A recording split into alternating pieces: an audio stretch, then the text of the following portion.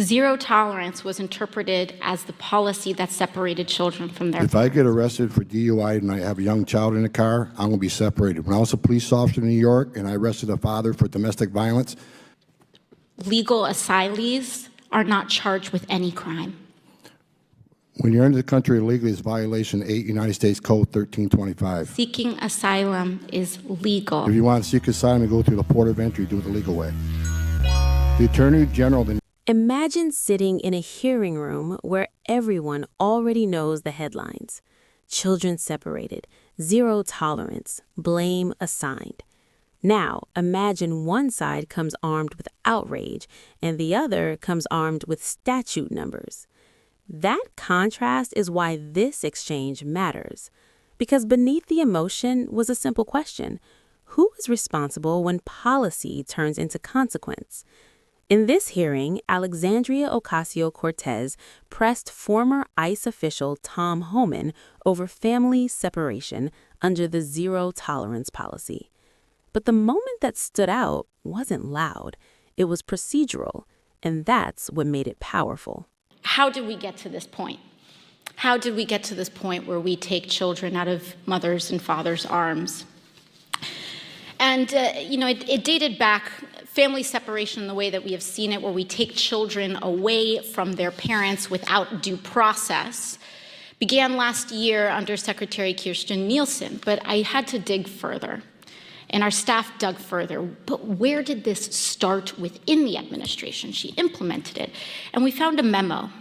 It dates back to April 23rd of 2018, where there was an official recommendation to, quote, pursue prosecution of all amenable adults who cross our border, quote, illegally, even though this applied to legal asylum seekers in practice, including those presenting with a family unit between ports of entry in coordination with DOJ. Here is the memo that I would like to submit to the congressional record. And so I looked at this memo, and it seems like this is the source of it. And it seems as though, Mr. Homan, that you are the author. It says here from yourself, Kevin Michalinen, and Francis Cisna. Is this correct? Did you sign the memo? I'd have to see what you... Yeah, give it I'd be happy to provide it. And we'll provide it over, but I would like to note that here it says the official recommendation. There were 3 different options presented. The third included the option for family separation. This initiative would pursue prosecution of all amenable adults, including those presenting with a family unit. Mr. Homan, your name is on this. Is this correct? Yes, I signed that memo. So you are the author of the family separation policy? I am not the author of this memo. You're not the author, but you signed the memo? Yes, a zero tolerance memo.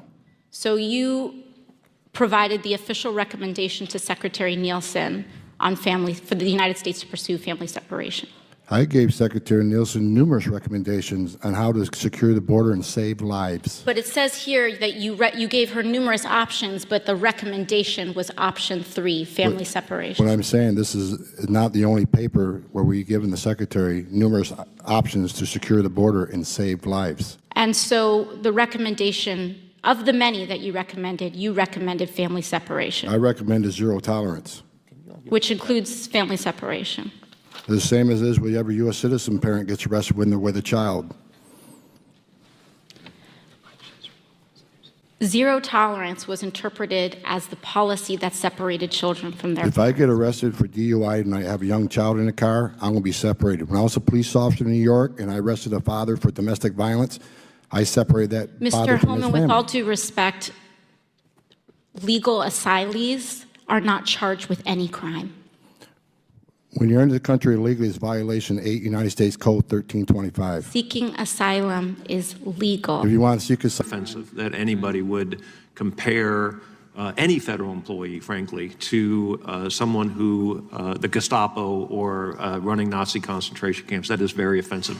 I have 15 seconds and I yield it to you. Thank you for saying that. I wish somebody in Democratic leadership would say that out loud.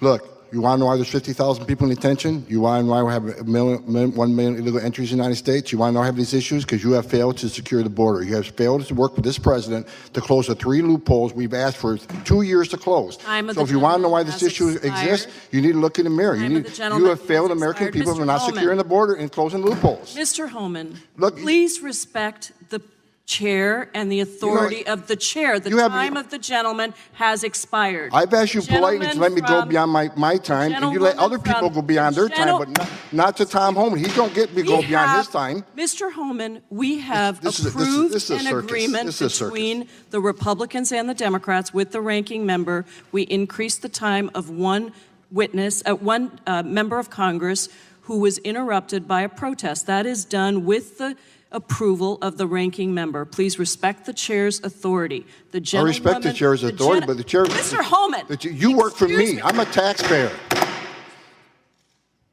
I'm a taxpayer. You work for me. Mr. Homan, you work for me. I'm a taxpayer.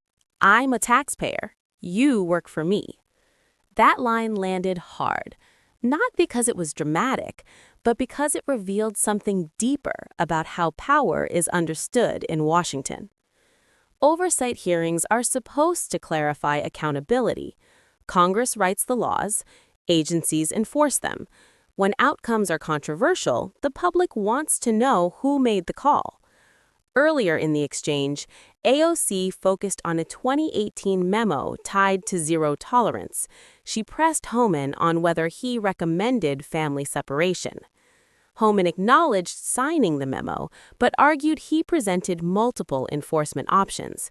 He framed zero tolerance as consistent application of existing law, including 8 U.S. Code 1325, which criminalizes illegal entry. The tension wasn't just about immigration. It was about ownership. Was this a rogue bureaucratic choice, or the logical outcome of laws Congress passed and never updated? When Homan pivoted and told lawmakers to look in the mirror for failing to close loopholes, he was shifting responsibility back to the legislative branch. That's when the room changed, and that's why the "you work for me" line matters. Ordinary Americans understand this instinctively. They fund the government. They expect clarity. They expect someone to own the results. Please like and subscribe for more breaking news.